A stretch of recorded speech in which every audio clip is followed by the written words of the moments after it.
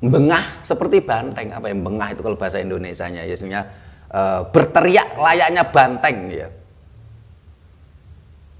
Ternyata dia apa istilahnya mengeluh ya, mengauh ya, seperti seperti kerbau gitu loh. Nah, kalau banteng jadi seperti harimau malah masih bagus karena menjadi gagah berani. Enggak, kan bangsa kita seperti banteng. Loh kok pakai keluh gitu loh. Pakai cocok hidung. Setelah kita dekati dia tidak bisa bengah selayaknya banteng, tapi mengauh seperti kerbau. Loh, banyak di antara kita katanya ngaku Jawa. Ya. Tapi setelah diajak bahasa Jawa nggak ngerti. Dia lebih paham bahasa Arab ketimbang bahasa Jawa. Ini kan gambarnya seperti itu tadi.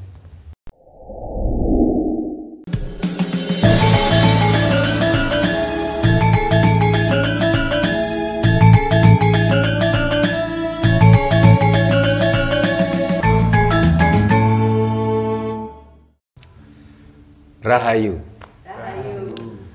Para pemirsa Raket Prasojo TV channel yang kami hormati, kita berjumpa kembali dalam kegiatan Yayasan Raket Prasojo, Lembaga Pengkajian, Pelestarian, dan Pengembangan Budaya Nusantara. Nah, para pemirsa, beberapa waktu yang lalu kita sudah membuat obrolan bersama beberapa caleg ya. Salah satunya kemarin kita membahas tentang keteledoran atau kelalaian anggota legislatif yang berbackground nasionalis dan militansi anggota legislatif yang berbackground agamis. Bagaimana para anggota dewan kita, anggota dewan yang terhormat, anggota legislatif ini yang jelas-jelas mereka ini berbackground partainya partai nasionalis. Kita tidak bicara background secara personal gitu loh. Kalau background secara personal ya ada dari orang-orang agamis, dari organisasi-organisasi keagamaan, ya ini secara personal. Tetapi yang jelas mereka naiknya lewat partai nasionalis. Dan mereka mencari suara ini dari orang-orang nasionalis. Karena memang nampaknya partai agamis kurang begitu diminati oleh masyarakat, oleh bangsa Indonesia. Terbukti apa? Terbukti dari berbagai peristiwa pemilu di Indonesia, mulai dulu sampai sekarang, ini partai agamis selalu tidak mendapatkan suara yang signifikan. Bahkan kalau kita lihat pemilu 5 tahun yang lalu, ini suara parpol, ya, partai politik yang berbackground agamis, ini hanya kurang lebih 26,5%. Itu meliputi partai PKS, ya, PAN, P3, PKB, terus apa ya itu ya cuman partai di Indonesia yang berbackground agamis ya. Walaupun secara platform PKB ini platformnya nasionalis, PAN platformnya nasionalis. Partai yang benar-benar berplatform agamis ini cuman P3 dan PKS. Tetapi semuanya itu mulai dari P3,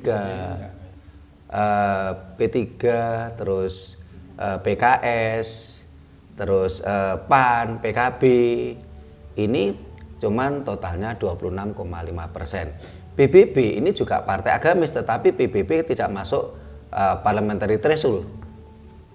PBB mirip dengan partai PSI, tidak masuk dalam parliamentary threshold. Hanya 26,5%. Ini menandakan, ini bukti kuat bahasanya bangsa ini masih kuat nasionalisme. Sehingga suara masyarakat nasionalisme ini sangat dominan, ya.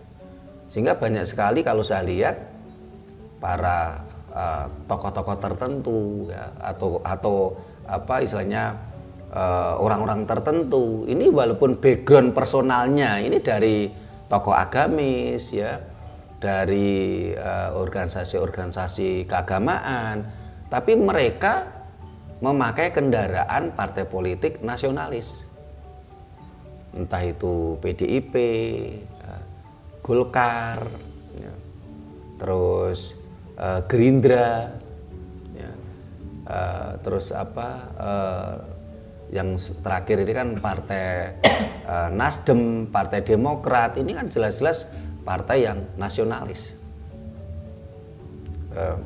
terutama yang 3 besar itu adalah Golkar, ya, Gerindra, PDIP. Atau saat ini PDIP yang pemenang, PDIP, Golkar, Gerindra. Beberapa tahun yang lalu, ya kurang lebih 10 tahun yang lalu kan PDIP kan terpuruk menjadi partai nomor 3 kalau nggak nomor 5. Ya. Ini fakta sejarah. Mereka orang-orang agamis, ya, berbackground agamis, orang-orang yang berbackground organisasi keagamaan, ini mereka memakai kendaraan partai politik nasionalis. Yang mereka raup, ya, yang mereka sasar ini adalah masyarakat nasionalis. Dan ini tetapi kenyataannya setelah mereka duduk, mereka tidak pernah memperjuangkan kepentingan-kepentingan nasionalis. Tapi di sisi lain, anggota legislatif yang dari agamis walaupun cuma sedikit, ya, cuma 26,5%, tapi mereka militansi memperjuangkan kepentingan-kepentingan yang berbau agamis. Ini kita bahas di beberapa waktu yang lalu di video kita yang berjudul militansi legislatif agamis dan kelalaian atau kecerobohan dari legislatif nasionalis. Nah, dari obrolan tersebut akhirnya kita mendapatkan ada beberapa poin kemarin di dalam diskusi tadi. Ada yang mengatakan bahasanya mereka itu sudah apa istilahnya sudah tersandera. Orang-orang nasionalis, ya, istilahnya caleg-caleg nasionalis, ya, anggota-anggota legislatif nasional itu sudah tersandera secara keyakinan. Sehingga kadang-kadang mereka mudah dia lebih cenderung mendengarkan apa kata-kata guru agamanya daripada apa kata-kata masyarakat yang telah memilihnya. Ya, sementara anggota legislatif yang agamis itu militansi sekali mereka memperjuangkan. Militansi sekali. Tentunya hal ini kan harus menjadi renungan kita bersama. Kenapa para anggota legislatif yang jelas-jelas, ya, memakai kendaraan nasionalis, yang mereka sasar, yang menjadi sasaran tembaknya adalah masyarakat nasionalis, karena itu memang lebih mayoritas. Tapi kenapa setelah duduk menjadi anggota dewan yang terhormat, mereka lalai, mereka seperti ceroboh, mereka seperti lupa untuk memperjuangkan kepentingan-kepentingan nasionalis. Kenapa mereka tidak malu terhadap anggota dewan yang terhormat yang dari agamis? Kalau yang berbackground agamis ya wajar saja, karena memang yang disasar adalah orang-orang agamis. Sehingga setelah jadi dia menyumbang rumah ibadah, menyumbang sekolah-sekolah keagamaan, itu menurut saya ya wajar-wajar saja, karena dia berangkat dari partai agamis. Sasaran tembaknya itu juga memang orang-orang agamis. Tapi yang menjadi pertanyaan ini kan, kenapa orang-orang yang legislatif yang dari partai nasionalis dan sasaran tembaknya yang memilihnya orang-orang nasionalis. Ini tidak pernah kita dengar mereka memperjuangkan kepentingan para nasionalis. Sebagai contoh maunya membangun sekolah berbackground budaya Nusantara. Mereka memperjuangkan bagaimana jati diri bangsa Nusantara ini. Bagaimana mereka memperjuangkan budaya Nusantara.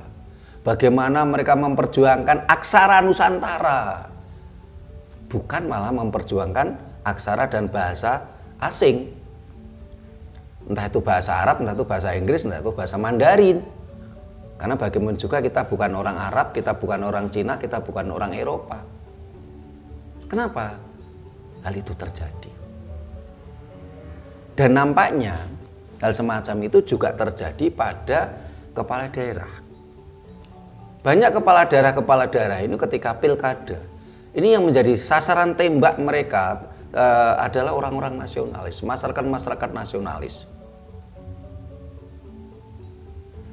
Tapi kenapa setelah dia menjadi kepala daerah, yang mereka perhatikan adalah rumah-rumah ibadah, sesuatu kepentingan-kepentingan yang terkait dengan agama, dan dia lupa akan berbagai kepentingan-kepentingan yang terkait dengan nasionalis. Karena jiwa nasionalis tentunya akan lebih kuat pada bangsanya sendiri, pada budaya bangsanya sendiri. Karena itulah akhirnya bangsa ini diambang kehancuran, bangsa ini diambang kepunahan. Kita mau teriak, ini orang Jawa gitu, tapi kenyataannya indikator Jawa tidak ada. Sehingga dalam obrolan kita yang lain, kita sempat ada obrolan begini, bangsa ini seperti halnya performanya itu kan taruhlah seperti banteng gitu. Mohon maaf saya tidak bicara partai yang berlambang banteng. Performanya ini seperti banteng yang gagah ya. Tetapi ya, kenapa si banteng ini memakai keluh gitu. Padahal banteng seharusnya tidak pakai keluh. Keluh itu apa ya kalau bahasa Indonesianya? Keluh itu biasanya yang pakai itu kerbu. Sehingga ada peribahasa seperti kerbu dicocok hidungnya. Dicocok hidungnya itu keluh. Yang selalu ngikuti patuh kepada tuannya, walaupun tuannya tadi seorang anak kecil. Padahal kerbau tadi besar, gagah, tanduknya panjang, hebat. Tapi karena dia dikeluh, dicocok hidung, dia nurut aja pada si anak kecil yang membawa tampar tadi. Ini mirip bangsa kita. Kita ini katanya bangsa besar, seperti banteng yang gagah berani. Tapi ternyata dia, banteng ini kok pakai keluh gitu loh. Pakai keluh dengan seutas tali kecil, ya, yang pegang anak kecil. Ini mirip bangsa kita yang begitu mudah dikendalikan dengan seperti kerbau dicocok hidung dengan tali yang bernama dogma tadi. Dia mau ngaku banteng tidak bisa, ternyata dia pakai keluh kok seperti kerbau. Ini mirip bangsa kita karena penampilan bangsa kita sudah tidak lagi seperti banteng. Penampilannya seperti orang-orang Timur Tengah. Kita sudah kehilangan bangsa ini. Bangsa ini hampir punah. Setelah itu, setelah kita dekati, padahal tadi seperti banteng.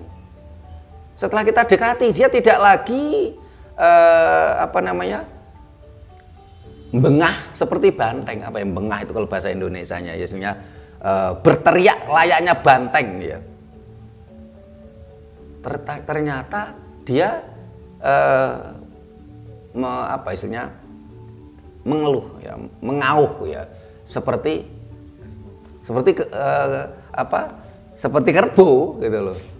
Nah, kalau banteng jadi seperti harimau malah masih bagus karena menjadi gagah berani.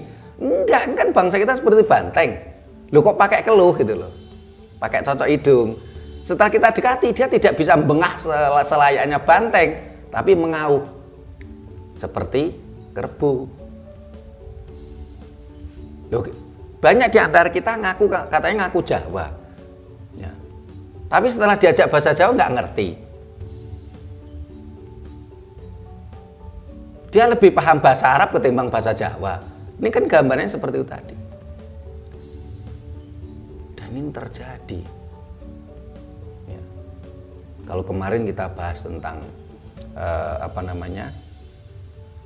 anggota legislatif agamis yang militansi, anggota legislatif nasionalis yang ceroboh, lalai ya. Dari mana dia memegang suara, dia mendapatkan suara.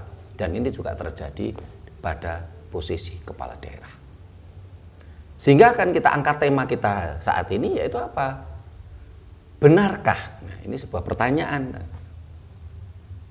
Kenapa saya buat ini sebuah pertanyaan? Yang menjawab biarlah masyarakat banyak, yang menjawab biarlah mereka-mereka yang duduk di anggota legislatif, anggota dewan, dan mereka-mereka yang duduk sebagai kepala daerah. Tetapi yang kita sampaikan adalah fakta-fakta di lapangan. Benarkah banyak kepala daerah dan anggota legislatif nasionalis yang berkhianat terhadap masyarakat yang memberi dia suara dan berkhianat atau tersandera mereka? Benarkah banyak kepala daerah dan anggota legislatif nasionalis telah berkhianat atau tersandera?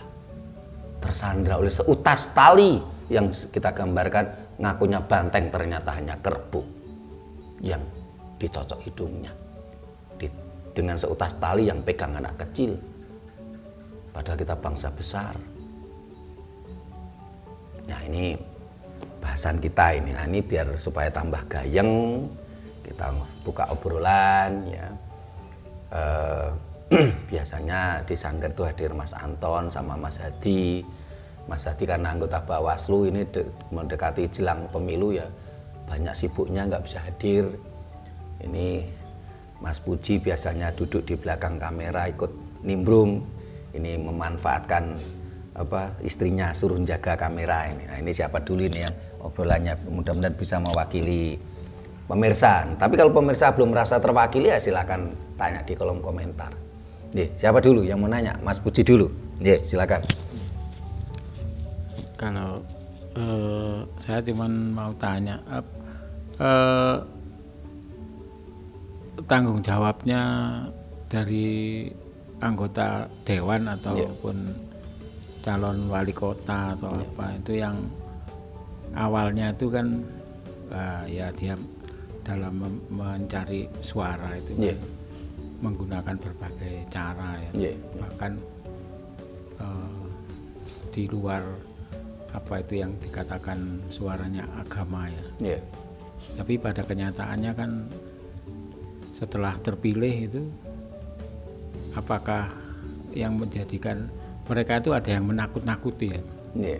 Kok jadinya mereka itu terkesan seperti ya itu tadi seperti Romo bilang kayak kerbau dikasih keluh gitu. Jadi kayak ada yang ditakuti kalau keluar dari jalur itu gitu. Atau karena dari pribadinya sendiri yang memang punya niat atau pemikiran untuk ya bisa dikatakan itu siar dari kepercayaan dia gitu.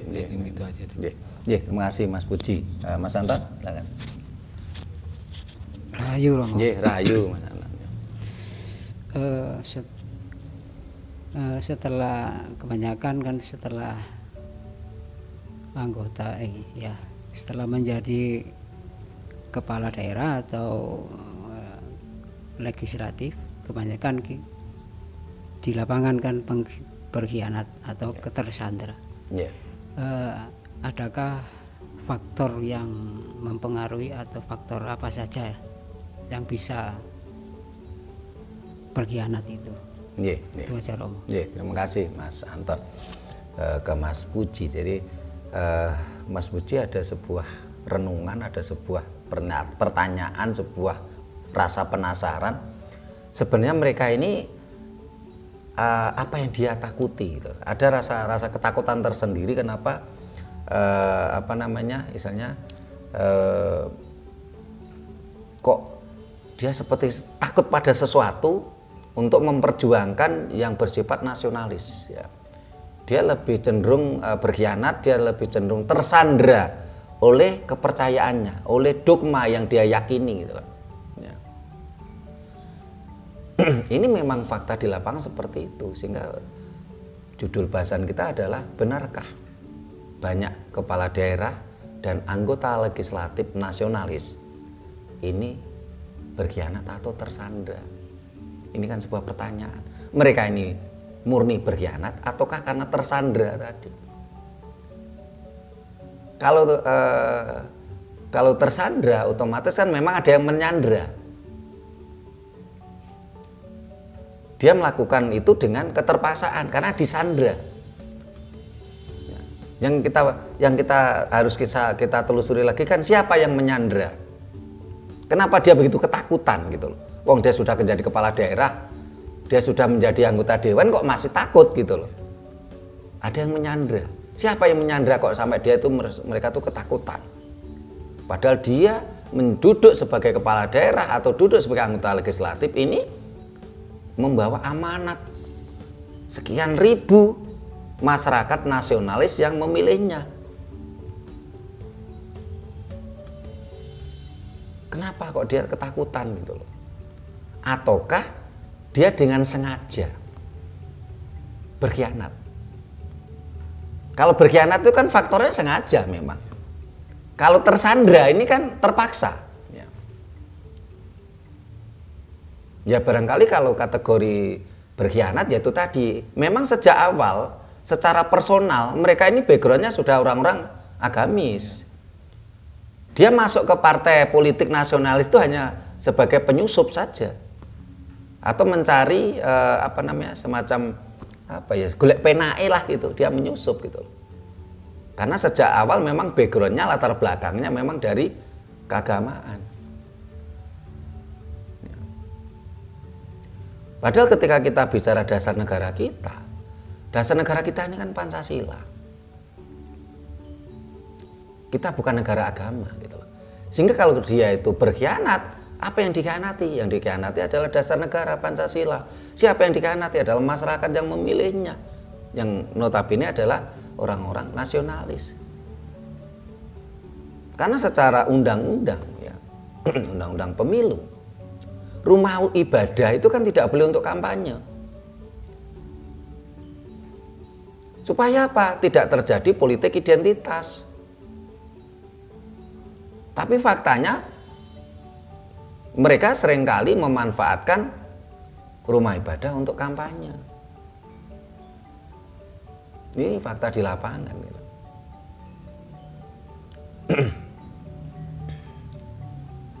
Itu pun yaitu tadi kalau kita lihat data itu kan partai-partai politik yang berbackground agamis suaranya nggak juga signifikan. Sekian partai itu cuma dikumpulkan cuma 26,5%. Ini yang ini data pemilu kemarin. Kalau pemilu sebelumnya malah ya rata-rata cuman sekitar 25, 26 ya. 20 lebih sedikit gitu. Nggak sampai kok angka 30%. Ini suara partai yang berlatar belakang agamis. Ya ini yang harus kita renungkan bersama. Kira-kira kepala daerah atau anggota legislatif tadi itu yang jadi pertanyaan kita. Mereka dengan sengaja berkhianat ya, ataukah mereka tersandra? Ini jadi pertanyaan kita bersama, rasa penasaran kita bersama yang harus kita jawab bersama, kita cari jawabannya bersama. Mereka dengan sengaja berkhianat ataukah mereka tersandra? Kalau tersandra, apa yang menyandra? Ini yang jadi sebuah penasaran atau pertanyaan besar kita. Karena diakui atau tidak, saat ini bangsa ini juga benar-benar diambang kehancuran, diambang kepunahan. Sehingga kalau digambarkan, kalau tadi kan kita gambarkan bangsa ini seperti banteng gitu. Nah, supaya adil kita coba sekarang kita kasih perumpamaan bangsa ini seperti Garuda. Saya juga tidak bicara partai politik Gerindra yang simbolnya Garuda ya, kalau tadi kan banteng. Dilihat dari dasarnya, atau ini bangsa ini kan seperti Garuda, taruhlah gitu. Ya.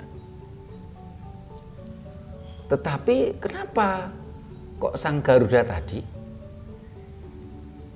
ini badannya besar ya, tapi dia tidak berani terbang tinggi, padahal Garuda itu selalu terbang tinggi.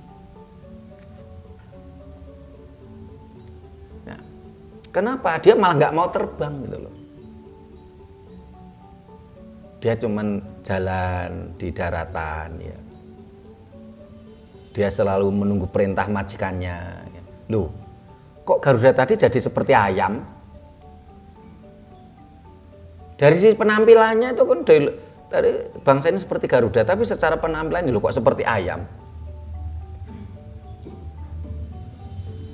Setelah itu ketika kita dekati, kita ajak bicara, dia tidak bersuara seperti layaknya Garuda. Loh kok seperti suara ayam. Ini yang terjadi pada bangsa kita.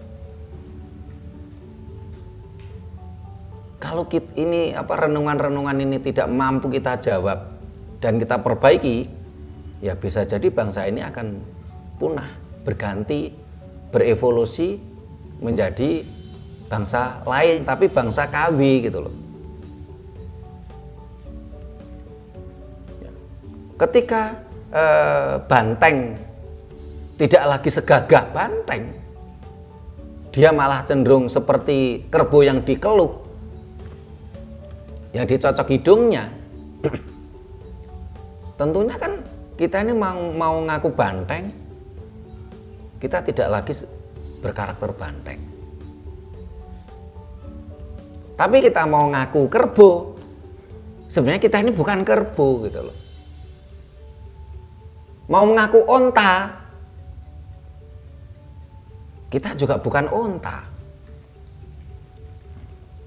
Akhirnya kan kita menjadi bangsa bingung, bangsa KW gitu loh. Mau ngaku banteng, kita tidak lagi berkarakter, berjati diri banteng. Bantengnya ompong. Bantengnya ompong. Kita mau ngaku kerbau, kita sebenarnya kan bukan bangsa kerbau gitu loh. Ini kan gambarannya seperti itu. Bangsa ini benar-benar diambang kehancuran, diambang kepunahan. Dan tentunya ini yang paling bertanggung jawab kan mereka, para pemimpin-pemimpin kita tadi, yang mereka kita pilih, dan mereka yang mereka sasar adalah suara-suara dari masyarakat nasionalis. Kenapa mereka tidak memperjuangkan berbagai regulasi, berbagai kebijakan, berbagai anggaran untuk terkait kepentingan nasionalis, kepentingan bangsa ini? Padahal jelas-jelas bangsa ini, negara ini berdasarkan Pancasila. Di dalam Pancasila tidak ada satupun sila yang bicara agama. Seharusnya bagaimana? Ya, anggota legislatif, kepala daerah, ASN, PNS, TNI, Polri, hakim, jaksa, apapun yang menjadi aparat negara kesatuan Republik Indonesia itu tidak beragama. Yang beragama adalah personalnya. Mereka yang duduk di situ harus mampu membedakan dirinya selaku pejabat publik dan selaku personal. Ini saya jadi teringat beberapa waktu yang lalu, ya, saya diajak rombongan teman-teman untuk audiensi ke Komnas HAM. Idealisme ini, suara-suara ini saya sampaikan. Ini oleh ketua rombongan saya ditegur. Di waktu saya masih bicara, di-cut, diputus.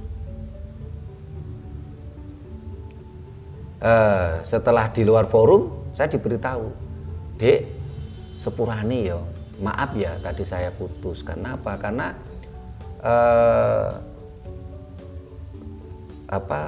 para komisioner Komnas HAM ini latar belakang mereka agamis, takutnya mereka tersinggung. Kalau mereka tersinggung, mereka nanti tidak mau bantu kita, padahal kita kesini audiensi ke Komnas HAM kan kita minta bantuan menyuarakan hak asasi kita, hak asasi manusia, para pelaku penggiat spiritual culture Nusantara. Loh, kalau mereka tersinggung kan nggak mau bantu kita, Dik, katanya. Ya saya nyadari, oh iya ya. Sehingga apa yang dikatakan ketua rombongan tadi saya pikir-pikir, saya renungkan benar juga. Tetapi di sisi lain, saya waktu itu kan berbaik sangka. Saya tidak mau buruk sangka.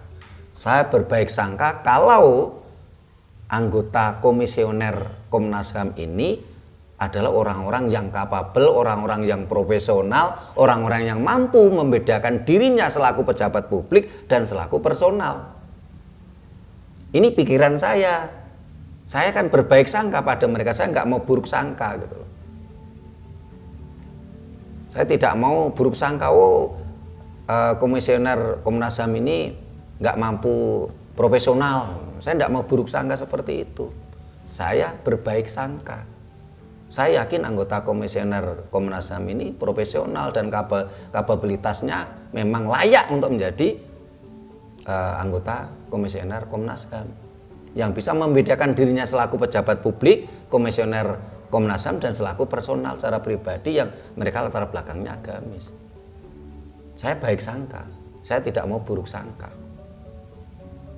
Karena kita sama-sama warga negara Kesatuan Republik Indonesia. Tapi kekhawatiran kepala rombongan saya juga beralasan, sehingga saya akhirnya ya saya diam. Tersandra. Oh, apa itu yang dimaksud tersandra gitu? Bagian dari tersandra.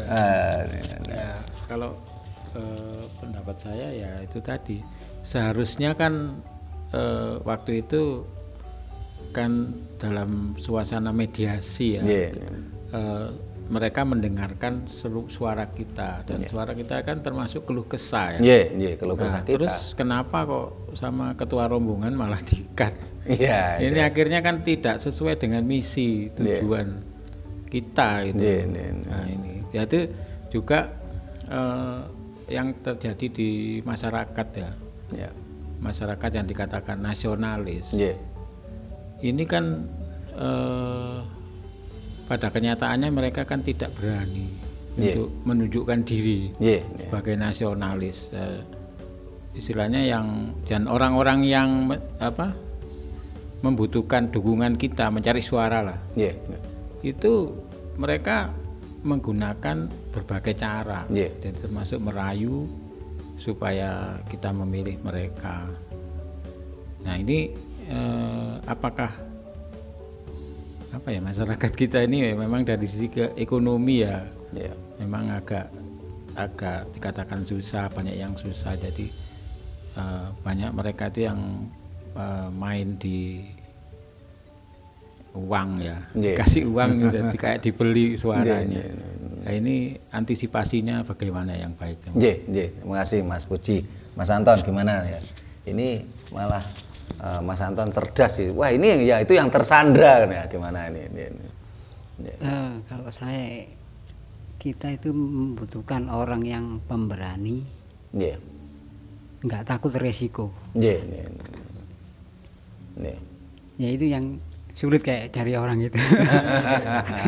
Ya kita memang butuh pemimpin yang berani dan tidak takut resiko gitu loh. Tidak mudah ditekan ataupun dikendalikan oleh pihak lain. Ini yang jadi cita-citanya Pak Jokowi untuk melanjutkan kepemimpinannya gitu loh. Anda tahu ini nanti siapa saja yang jadi presiden, siapa yang jadi setelah Pilpres nanti kan kita juga siapa yang jadi anggota-anggota legislatif mulai dari tingkat 2, tingkat 1, pusat maupun DPD, siapa saja yang akan terpilih. Mudah-mudahan orang-orang yang berani dan tidak takut resiko. Tentunya yang resiko yang selaras dengan filosofi idealisme kebangsaan kita. Kalau kita berani tidak jalur ya namanya berani konyol, Mas, juga nggak bagus ya. Semua harus semua harus pakai perhitungan, sehingga yang dikatakan Mas Budi tadi, loh kenapa kok ketua rombongannya itu malah mengkat ya, memotong pembicaraan saya juga tidak menyalahkan, karena beliau sebagai orang tua kan pikirannya kan sangat kompleks ya, komprehensif ya. Beliau pemikirannya kan saya nalar rasional gitu loh. Loh Dek, anggota komisioner Komnas HAM itu latar belakangnya agamis loh Dek, nek Dek terima ngomong ngono wonge tersinggung gak ngewangi awake dhewe, gak gelem, gak mau bantu kita ya. Pertimbangannya rasional, sehingga akhirnya ya saya diem gitu loh. Saya nggak sampai saya lanjutkan untuk berkepanjangan. Tapi di sisi lain anggota komisioner Komnas HAM waktu itu yang menemui kita kan 2 orang. Ini ya istilahnya tidak begitu bereaksi ya, sehingga ketika saya bicara tadi itu saya katakan saya baik sangka kok. Saya tidak mau buruk sangka kok. Saya merasa, saya menilai, saya berbaik sangka pada mereka berdua. Mereka adalah orang-orang yang profesional dan kapabel gitu. 2 orang yang menemui kami tadi adalah orang yang benar-benar mampu membedakan dirinya sebagai seorang personal yang agamis, berbackground agama, maupun dia bisa membedakan dirinya sebagai pejabat publik. Sehingga waktu itu ya beberapa yang saya sampaikan memang poin-poinnya itu, termasuk saya mengatakan negara kita kan negara agama, negara Pancasila.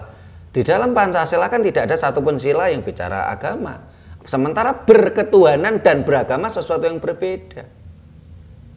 Sehingga seharusnya pemerintah sebagai kepanjangan tangan negara ini tidak mengurusi, tidak memfasilitasi agama apapun. Ini adil gitu loh, sesuai dengan dasar negara kita Pancasila. Tetapi kalau pemerintah dalam hal ini pemegang eksekutif kebijakan negara ini mau memfasilitasi agama, ya tentunya harus semua difasilitasi. Jangan orang Jawa bilang mban cindi mban siladan, pilih-pilih gitu, pilih kasih. Satu kelompok, satu keyakinan difasilitasi sekian ratus bahkan ribu triliun, sementara yang lain ini tidak difasilitasi. Bahkan pemilik sah negeri ini tidak difasilitasi, tidak diberi hak hidup gitu loh. Sementara yang diberi hak hidup malah keyakinan dayoh semua gitu loh. Padahal kalau kita renungkan, keyakinan dayoh tadi semuanya juga lokal. Karena apa? Karena nama Tuhannya lokal, ajarannya memakai bahasa lokal dari mana asal agama tadi. Ritus-ritusnya itu adalah ritus-ritus berasal dari budaya yang berasal dari agama tadi. Semuanya ajaran lokal sebenarnya. Sehingga saya menyampaikan suara saya, kalau pemerintah ingin memfasilitasi, ya fasilitasi semua, terutama yang pemilik sah negeri ini, budaya lokal, budaya Nusantara, itu malah seharusnya menjadi anak emas gitu loh. Tapi kalau pemerintah nggak mau memfasilitasi, ya semuanya nggak usah difasilitasi gitu loh. Itu yang saya suarakan seperti itu ya. Yang ditegur oleh ketua rombongan, saya nggak menyalahkan ketua rombongan. Saya pikir ketua rombongan cukup bijak, pemikirannya cukup dewasa beliau. Karena semua harus memakai sebuah strategi yang namanya berjuang. Lah kalau kalau sampai kata-kata saya tadi menyinggung perasaan orang lain, tentunya kan orang lain tadi kan nggak mau membantu kita gitu. Ini secara manusiawi gitu. Sebagai contoh gini, omongan saya menyinggung perasaannya Mas Anton, tentunya Mas Anton kan ya belum tentu mau toh bantu saya, walaupun saya bilang Mas Anton tolong saya ya. Nah, tapi kan kalau kita menyinggung kan nggak bisa, sehingga apa yang menjadi pertimbangan ketua rombongan juga masuk akal, rasional, sehingga saya nggak menyalahkan ya. Nah barangkali karena tersandra itu ya, selama akhirnya terjawab oleh celotehnya Mas Anton tadi. Tapi ini kan baru celotehnya Mas Anton, bisa jadi kurang tepat. Karena itu Para pemirsa silahkan renungkan. Jadi pertanyaan besar untuk kita semua. Para pemimpin kita, entah itu kepala daerah, entah itu anggota legislatif, mereka ini berkhianat dengan sengaja ataukah mereka tersandra? Tersandra oleh apa? Tentunya bisa jadi berbeda pendapat dengan Mas Anton tadi. Ini adalah sebuah lembaga kajian, renungan. Kajian-kajian kita yang harus kita renungkan tentunya. Bangsa ini hampir punah. Bahkan banyak sekali kepala daerah ini setelah jadi ini seolah-olah takut dikatakan tidak beriman, takut dikatakan tidak beragama, sehingga mereka berpenampilan, berperforman seperti orang-orang seolah-olah mereka beriman, mereka seolah-olah benar-benar orang taat dalam agamanya. Tapi faktanya ini dalam data ini kan mencapai 85% kepala daerah kita, politikus kita ini kan terindikasi korupsi gitu loh. Bahkan mereka sudah seperti siap masuk penjara. Apalagi undang-undang korupsi kita belum memadai. Sehingga kalau kita lihat kan mereka seolah-olah berhitung-hitungan, saya korupsi sekian triliun, serta itu di penjara sekian tahun, keluar dari penjara uangnya masih banyak, bisa nyalek lagi, bisa nyalon kepala daerah lagi. Ini yang terjadi gitu. Bahkan yang saya sayangkan ya, termasuk yang sekarang maju di Capres, mereka pernah menjadi kepala daerah, tapi waktu dia menjadi kepala daerah, istrinya aja tidak mampu menunjukkan dia sebagai wanita Indonesia. Padahal dia pernah jadi kepala daerah. Seharusnya ketika dia menjadi kepala daerah, dia ingat dia kepala daerah di wilayah Negara Kesatuan Republik Indonesia, yang mana masyarakatnya ini tidak cuman satu warna agamanya. Dan dia menjadi kepala daerah di wilayah Negara Kesatuan Republik Indonesia, seharusnya istrinya menunjukkan sebagai wanita Indonesia, bukan wanita berkebangsaan Timur Tengah. Ini kan kita prihatin gitu loh. Banyak kepala daerah yang seperti itu, seperti takut kalau kena cap tidak beriman, seperti takut dicap tidak beragama, seperti takut dicap tidak taat agamanya. Mereka berperforman, berpakaian Timur Tengah. Padahal namanya pakaian itu tidak ada hubungannya dengan iman,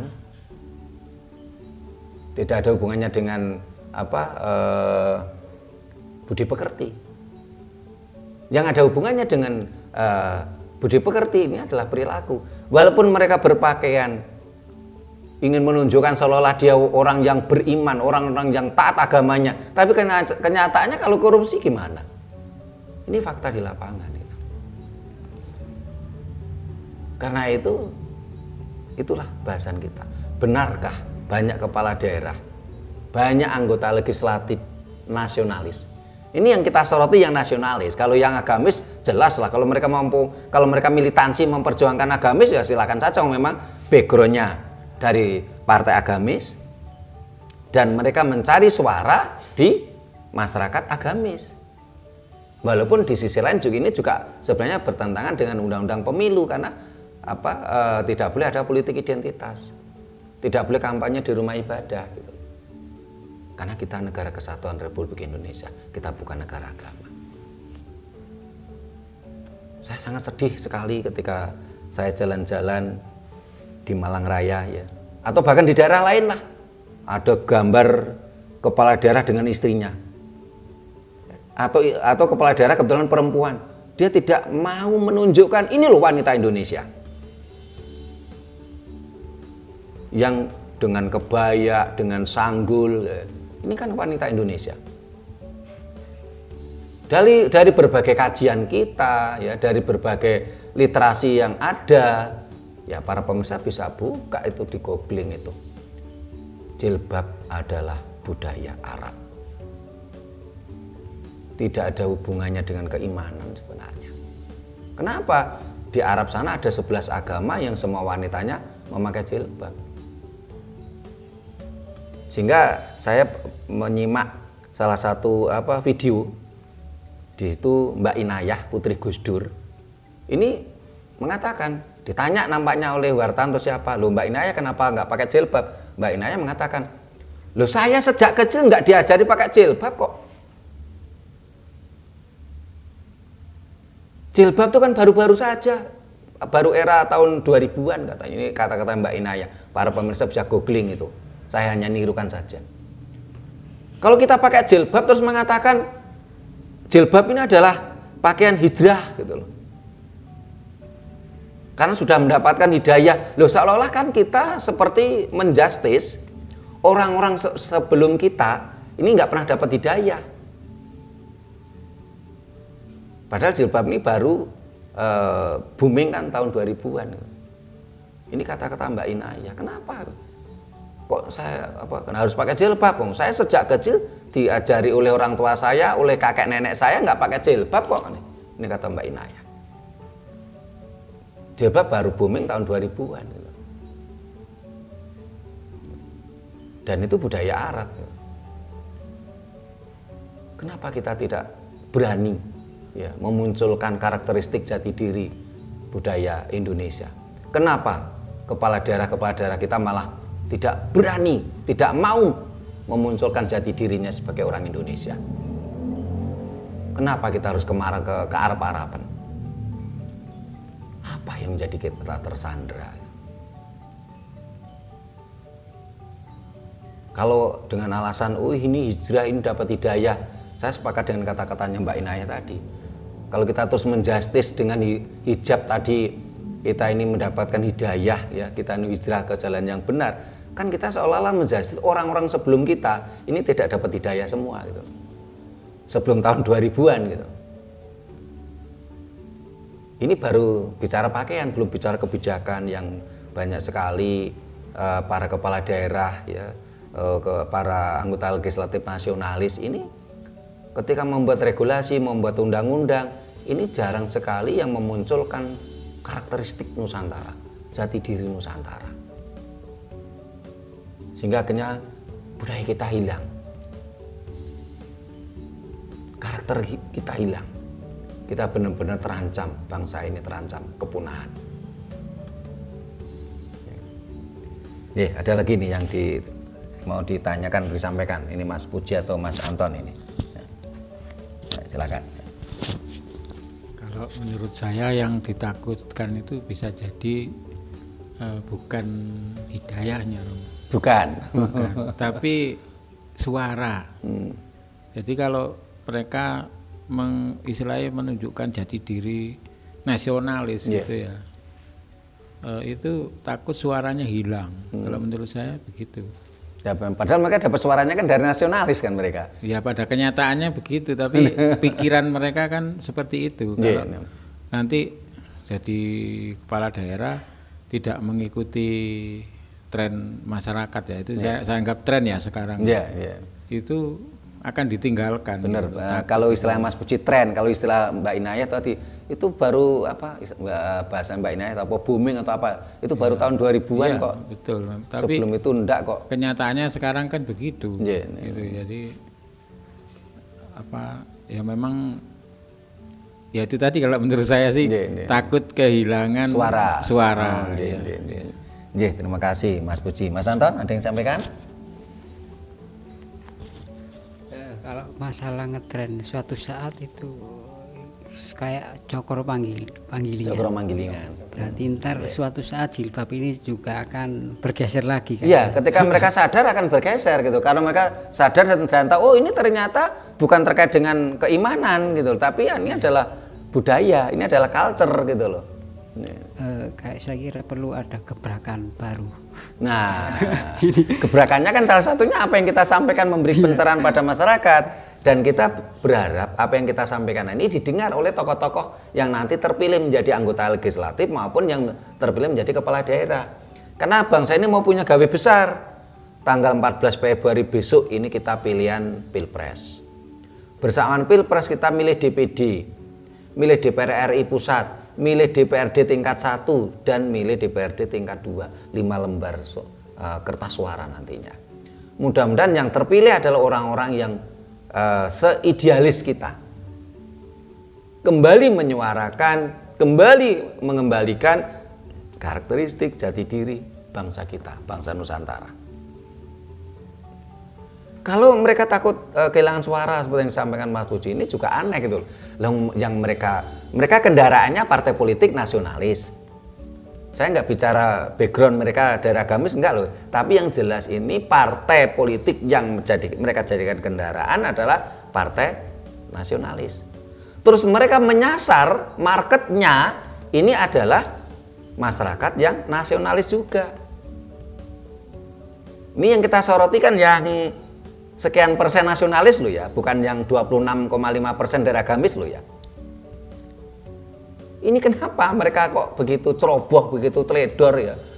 Mereka ini tersandra ataukah memang sengaja mereka ingin berkhianat? Ini yang jadi pertanyaan besar kita gitu. Ya mudah-mudahan apa yang kita sampaikan mampu memberikan pencerahan untuk bangsa ini. Karena yang kita perjuangkan ini kan idealis. Kebangsaan, nasionalisme kita. Kita tidak punya tendensi apa-apa. Dan kita menyuarakan ini nggak ada yang bayar kok. Cuman rasa bentuk, rasa syukur, terima kasih kita pada Tuhan Yang Maha Kuasa. Rasa terima kasih kita kepada leluhur kita. Karena tanpa leluhur kita nggak ada di dunia ini kok. Kita ada di dunia ini kan karena orang tua kita. Orang tua kita ada karena orang tuanya, inilah leluhur kita. Dan leluhur kita adalah leluhur Nusantara. Kita lahir di Nusantara, kita makan dan minum di Nusantara ini, bukan di Arab. Kita makan dan minum dari tanah Nusantara ini. Kita kencing pun di sini, kita berak di sini, ya kita tinggal di sini. Ya. Seharusnya apa? Di mana tanah dipijak, di situ langit dijunjung. Jangan takut untuk menyampaikan kebenaran yang bukan sekedar pembenaran gitu loh. Sehingga saya menjadi teringat, saya pernah baca ya, waktu itu kan kita belum lahir, karena saya pernah baca di beberapa literasi dan saya lihat juga ada bukti-buktinya sebelum pemerintahan Orde Baru ya, di dalam data kependudukan, entah itu KTP, KK atau apapun lah, pokoknya data-data kependudukan itu tidak ada kolom agama, karena agama merupakan ranah privasi. Tetapi dan waktu itu ada menak, ada depak waktu itu, belum kemenak ya, depak ya, Departemen Agama. Dan yang jadi Menteri Agamanya banyak, salah satunya Wahid Hasyim, bapaknya Gus Dur. Tetapi depak ini tidak mengurusi agama. Nah, para pemirsa juga silakan googling ya, karena barangkali saya salah, diingatkan gitu loh. Depak pada waktu itu tidak mengurusi agama. Tetapi yang diurusi adalah umat beragama. Kenapa? Karena umat beragama ini adalah warga negara Indonesia dan negara punya kewajiban melindungi warganya. Nah, akhir-akhir ini setelah Orde Baru ya, kalau nggak salah mulai entah 65, entah 69, ini kan cenderung negara itu kan seperti keladuk ya, istilahnya yang diurusi agamanya. Malah cenderung kadang-kadang umat beragamanya nggak diurusi, sehingga kadang-kadang umat beragama A ngeriwui umat beragama B, umat beragama A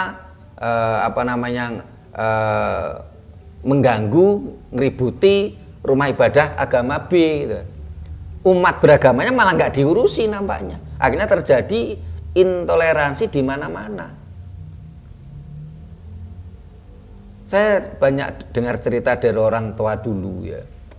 Waktu itu ada partai berbackground nasionalis, ada partai berbackground agamis, ada partai berbackground komunis pada waktu itu ya. ini ketika kampanye ya, terutama tahun 1955, ini saya mendengarkan cerita karena waktu itu saya belum lahir. Pada waktu itu ekonomi bangsa kita kan belum sehebat sekarang. Ya. Tadi Mas Puji, oh apa karena ekonomi sehingga masyarakat kita suaranya bisa dibeli? Enggak juga kok. Saat ini pertumbuhan ekonomi kita tinggi kok. Saat ini hampir di semua rumah seperti dealer sepeda motor kok saat ini. Coba kita lihat ke desa-desa, ke rumah-rumah, ke masyarakat.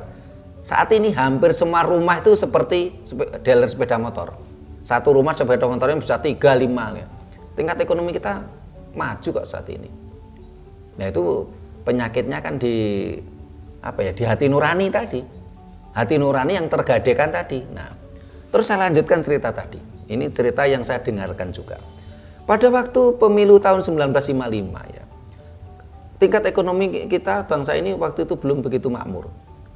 Ketika membuat panggung untuk rencananya kampanye, entah itu dari partai nasionalis, entah itu dari partai komunis, entah itu dari partai agamis, ya, ini gotong royong membuat panggung bareng. Terus ada jadwal pagi ini partai agamis ini kampanye. Yang datang ya orang-orang yang sepemikiran ya, kampanye di situ. Setelah itu selang beberapa jam, ya panggung yang sama karena didirikan bersama. Yang kampanye gantian partai nasionalis atau yang komunis duluan. Nanti selang beberapa jam lagi yang kampanye partai komunis atau nasionalis. Ini luar biasa loh pada waktu itu, toleransinya tinggi loh. Sebelum 65 itu saya dengar cerita nih dari orang-orang tua. Membuat panggung bareng. Wah kalau sekarang kira-kira nggak bisa, itu bisa aja. Dulu kerja bakti bikin seperti 17-an. Nah, dulu kerja bakti bikin gapuro kayak gitu. Sekarang ini udah berbeda, nuansanya udah berbeda. Kalau diajak kerja bakti urusan keagamaan gitu, sregep. Gitu. Tapi kalau urusan nasionalis seperti 17-an atau apa itu agak susah sekarang. Bahkan perayaan 17 Agustus pun juga sekarang sudah berbau agamis gitu. Nasionalisnya hilang, dan ini kan kelemahan dari pemerintah daerah kita, anggota legislatif kita dalam membuat regulasi. Seharusnya bagaimana? Ketika peringatan 17 Agustus seharusnya ya nasionalis. Kenapa? Karena negara kita bukan negara agamis. Saya juga prihatin setiap peringatan 17 Agustus itu yang ada itu seperti kegiatan agamis ya. Ini kan juga menjadi keprihatinan kita bersama gitu loh. Wong setiap malam Jumat sudah kegiatan agamis, ini 17 Agustus setahun sekali. Itu sama saja, entah itu di rumah ibadah, entah itu di jalan ya. Biasanya kan banyak di jalan biasanya. Ini kegiatannya kegiatan agamis ini. Ini kembali ke bahasan kita tadi. Benarkah banyak kepala daerah dan anggota legislatif nasionalis yang berkhianat atau tersandra? Ayo kita renungkan bersama, ini adalah pertanyaan besar untuk kita semua.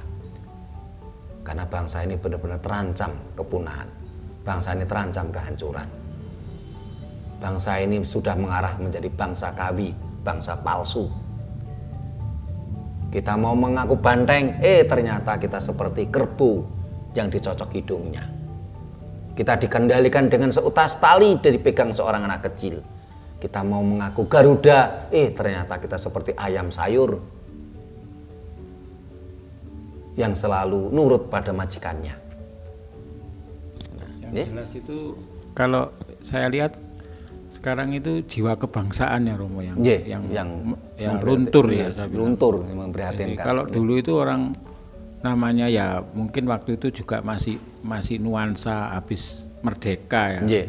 Jadi jiwa kebangsaannya tinggi. Kalau sekarang ini saya lihat jiwa kebangsaannya itu sangat luntur sekali. Kebangsaan dan nasionalisme nih, nation character building kita yang benar-benar mengkhawatirkan saat ini. Ini yang menjadi keprihatinan kita semua. Ini yang menjadi keprihatinan yang disampaikan oleh founding father kita, Bung Karno. Harus kita perbaiki bersama. mudah-mudahan apa yang kita sampaikan ini mampu memberikan pencerahan kita semua, memberikan pencerahan pada bangsa ini semua. Ya minimal yang nonton channel YouTube Raket Prasojo. Yang kemarin sama Pak Hardi dikatakan yang nonton channel ini didoakan banyak rezekinya, yang tidak nonton didoakan banyak anaknya, katanya kemarin itu. Nah, mudah-mudahan kita semua tercerahkan. Nah, para pemirsa, kita cukupkan sampai di sini dulu obrolan kita. Mudah-mudahan mampu memberikan pencerahan pada kita semua. Bila mana ada kata-kata kami yang kurang berkenan, tata krama kami yang kurang memadai, kami mohon maaf. Terima kasih. Sampai jumpa di kegiatan kita lainnya. Rahayu.